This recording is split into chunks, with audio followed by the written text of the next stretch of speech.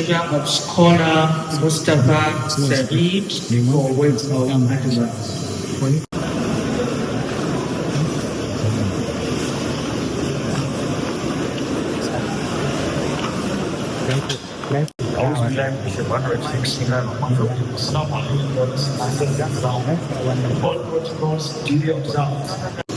While I was speaking yesterday, I was thinking that today was going to be ceremonial, and some stories that I had, which I wanted to share, were reserved for today. So to give a word of advice to the graduating class, as someone who isn't too far from graduation, one of the things I can remember is how confidence in what I've learned in school has helped me to go about life post-graduation. That were administered to us from first year to fourth year. And I thought that was a good idea, that I was going to do the same thing. And I was so determined to do that. I didn't do that.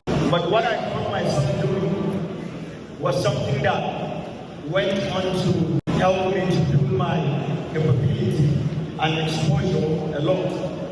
And that was reading text outside what was recommended to me when I was studying. A few weeks after I graduated, having gotten my degree in economics and development studies, I got some books that I actually received while I was attending an international conference, my first international conference in 2016. And I picked one of them, and it was industrial policy for African countries. And of course, as a student of economics, I felt that that was a relevant text. I went and read that book cover to cover. But the one thing I learned from that book was the fact that what I studied, it didn't matter why I studied it, but that what I studied, the theories I've learned in school, were some valid things that I've actually consumed. And as such, I was trying to rely on the kind of understanding I learned while I was pursuing my degree to be able to consume that material. And of course, a couple of things that I came across in that book were things that were familiar, although they were treated much more concisely with a lot of depth. Now, I liked that knowledge, and I became much more thirsty of reading, and then I became a reader. I started putting materials within my book to read. And you know what that has told me to do? Remember, yesterday, one of the advice I was given was that your network is your one network. A lot of people want to do a network. Some people find themselves in rooms with a lot of information. People who could help, people who could give them opportunities in investment, in donation, sponsorship. What people don't tell you is how to retain that network, or how to come off as someone who is not perfectly knowledgeable, but someone who can demonstrate some promise. Now, over the last 8 years since I graduated, I have found myself in different professional relationships with people across different walks of life, across different ranks. And what these people have helped me to do is to better understand the things that I have read. Sometimes I read the material. A report is out by the Food and Agriculture Organization, for example, or a report is out published by Oxfam International, or the World Bank, or the African Development Bank. Sometimes I try to make sense of those reports by reading them. But a few weeks sometimes, for example, a few days after I have read these reports, I come across someone, maybe a senior officer of those organizations. And because I have picked interest in what they do, and I have spent some time to read about what they do, it's easy for me to get their attention when I'm having a conversation with them. And that way, I don't just network with them, I'm able to retain that network.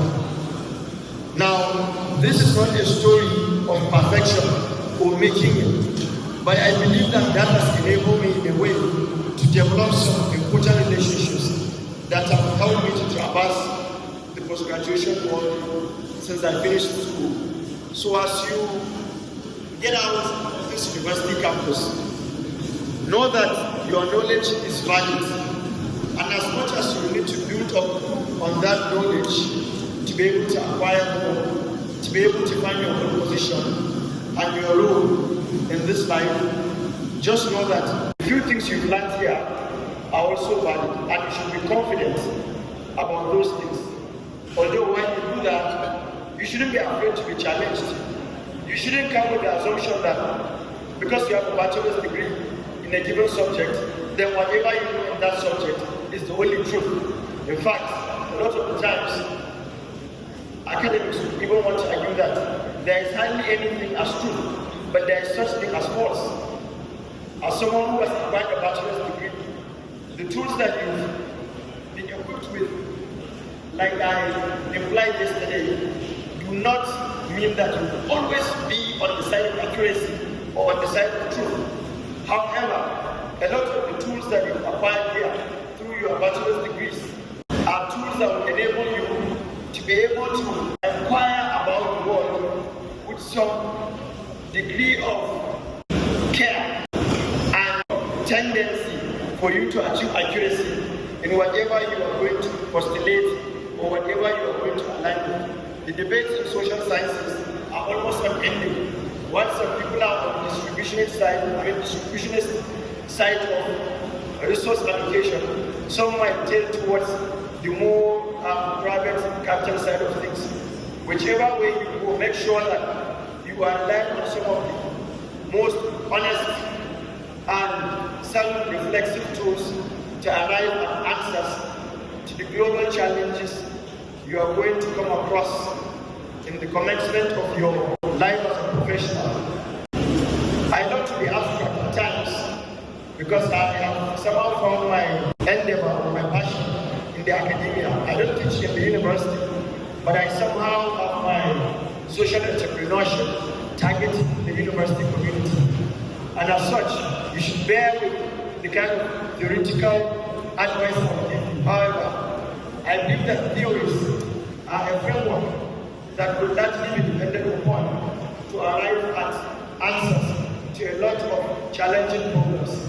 I hope that you are able to apply those in the most smart and brilliant way. I wish you the very best. Thank you very much.